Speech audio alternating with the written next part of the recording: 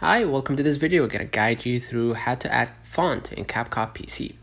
To add custom fonts to CapCut on PC, download your desired font TTF or OTF format, install it on your Windows or Mac system, and then select it within CapCut's text settings. CapCut automatically detects system installed fonts, allowing you to use them in the quote-unquote system tab of the font panel.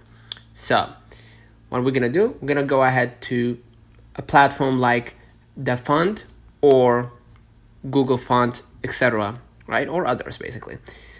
Scroll a little bit down and choose one of your liking, right? Let's say this one.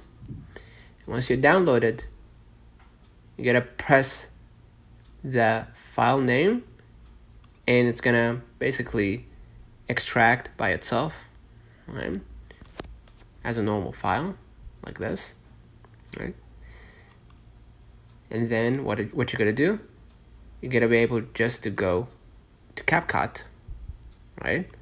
Go ahead to text and drag your text here, right? And you can see that the font is in the system, right? Which gonna detect basically the newly installed font.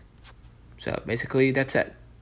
Note, if the font doesn't appear, close and reopen CapCut, as it only loads system fonts at startup. Consider liking this video, subscribing, it really helps.